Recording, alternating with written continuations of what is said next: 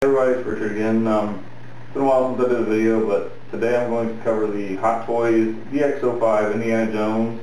I will have an unboxing part, but that'll be at the end of the video. I'm going to try a little thing with editing and splicing some videos together this time, because we got some software for that now, so hopefully this will be a little more interesting, a little less dry, and I'll try to put some humor in there. So first it comes in this big shipper box, typical cardboard box that says DX05 Indiana Jones, has the HotToys logo. Licensed by Sideshow, all that good stuff.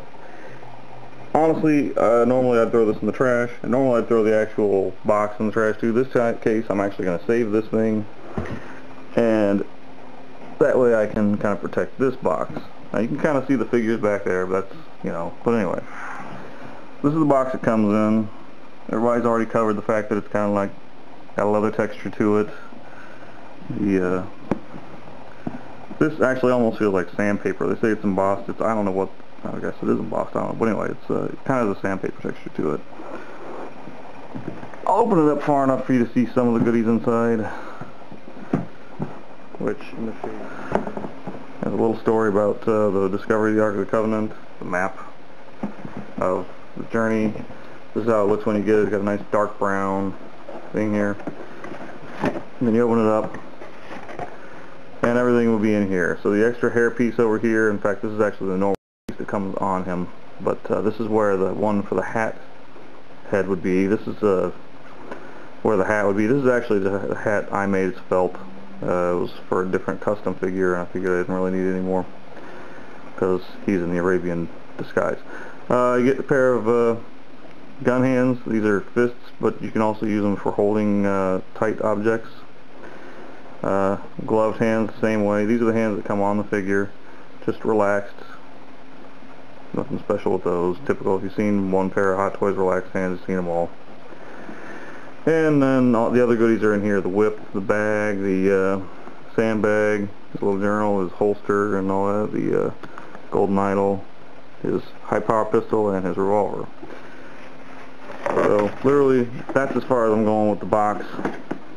We'll cover the rest of the box later, because, it's not that important. Unboxing videos are terribly boring. The cool accessories you get that people don't really discuss too often is the Arabian disguise from the Well of Souls scene, or not the Well of Souls, but the map room scene. So, I'm not going to use it on my Hot Toys Indiana Jones, because, I want him to be a representative of the main film look. But I do want to give this a proper use, so I ended up putting it on a spare Sideshow India head. This is the Soldier Story body, one of the newer ones with the narrower shoulders and the Hot Toy style hands.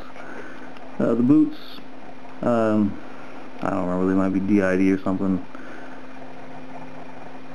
And there's the headpiece of the staff of Ra. Now it's not actually like plated or anything, it's just painted gold, but it has all the lettering around the edges on both sides.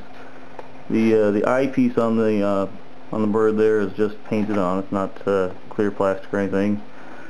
He's got the little journal from that scene, which some people refer to as Abner's journal. I don't know if there's any really detailed explanation as why it's referred to as that, but whatever.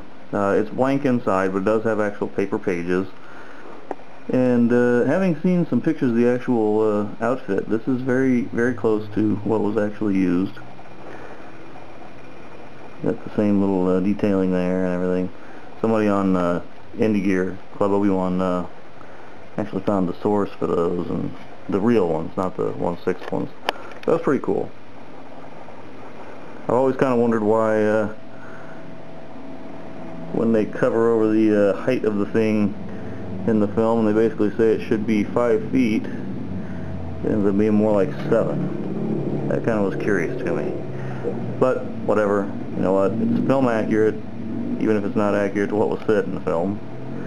So that's what matters. It's pretty cool. I might use the backdrop for this figure. I'm not going to use it for the other ones, but I might use it for this one.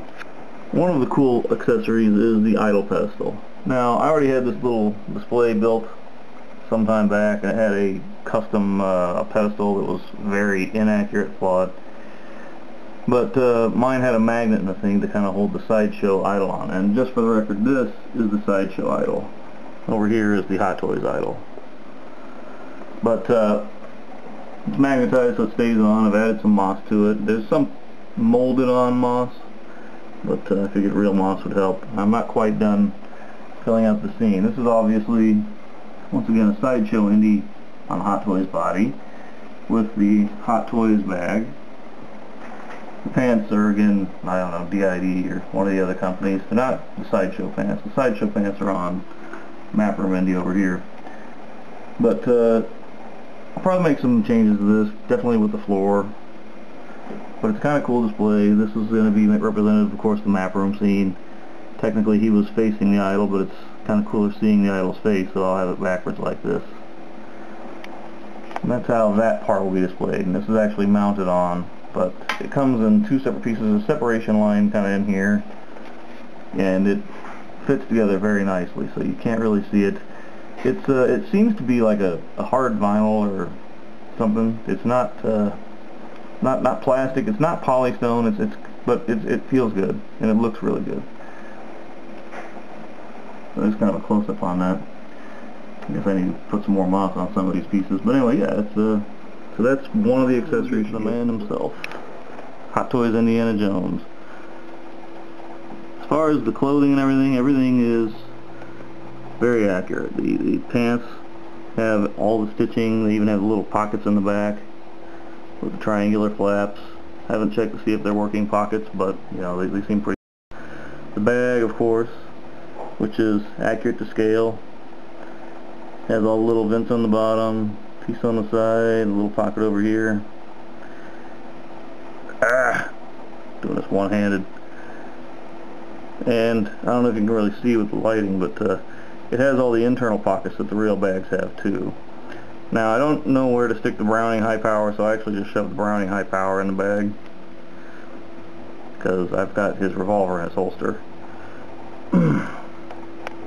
The shoes are pretty accurate to his orthopedic Aldens.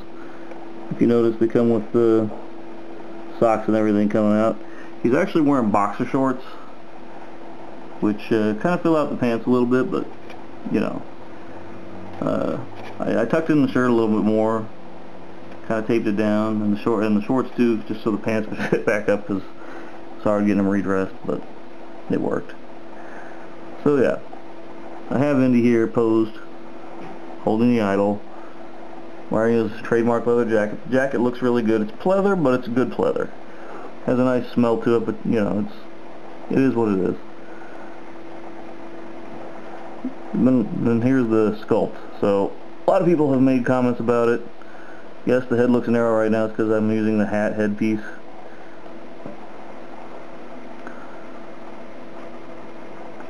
It's pretty good. It's not 100% him, but it's pretty close. And you know, I think part of the problem somebody said was the eyeball system, the PERS system, which could very well be the case.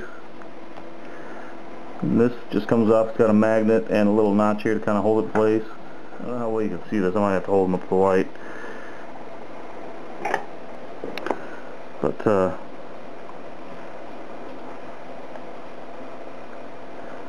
make his eyes look around, kind of choose what position you want them in, and it's kind of a cool thing. It's a neat feature. Not really necessary, but neat to have. Gives you options, and you don't have to repaint the eyes if you're no good at repainting eyes. I'm not particularly good at repainting eyes. You notice with the hairpiece on, the line is barely visible for the separation. And he actually stands pretty well on his own. This is him without the stand at all. Not falling over. Not tipping down, nothing like that. The whip is actually made of leather. I thought maybe it was pleather and stuff, but upon a closer examination, it looks like it's real leather. It's got the little popper, cracker, whatever it is, everything. The holster's good. It's got magnetic closure here. And I'm going to regret doing that, but anyway. You can fit the revolver inside, and it looks pretty accurate to the thing. The jacket is fully lined, has an internal pocket as well as the external pocket. The only thing about these that I would gripe about is there's no side entry to the pockets like there is on the real jacket. but the top flaps open and you can put things inside. Also, the bag strap, I should note, is not adjustable. The Sideshow one was, but this one is slightly more accurate, especially in that it has the internal pockets. Ah, crap. There goes the golden eye. I'll have to find that later. But, alright. So anyway, the muscle body honestly seems kind of too big for this Indy. Raiders Indy was a little smaller than Indy was in, say, the Last Crusade, or, Temple of Doom. Make me a liar, Indy. Fall down. But, yeah, so, honestly, I think the Sideshow Indy over there with the Hot Toys body has a better body for the Raiders look, but this one kind of more captures the feel for Indiana Jones. You might notice, I can kind of see it in the camera here, a little light weathering on the knees and around here, cuffs of the boots. Shirt has what looks like some curry stains on it. Guess he's been eating some of the same stuff I do. But yeah, it's a pretty good figure. I mean, retailed from Sideshow for $250. It can be had for a little bit less depending on where you bought it. I got it from Toy Anxiety. Got a pretty good deal on it. The shipped price after shipping was $230, I think. So, still a bit much, more than any of the other figures I've got. But I like it. I like it a lot. And so this is going to be taking Sideshow customized Indy, who actually sits up here next to the TARDIS with the Ark of the Covenant. And I'll probably show him with the Ark of the Covenant in a little bit, but now he is what he is, and I gotta put him back on a stand and find his golden idol. But yeah, this one actually hangs on the wall and will just be Indy posed with a little sandbag, getting ready to take the statue. And I don't know, I don't know where I'm gonna stick the Arabian disguise one, but I'll probably stick them in the cabinet with some of my other guys. And that's it for this part. I'm gonna come back. I'm probably gonna show Indy with the Ark of the Covenant, and then get around to the showing what the contents of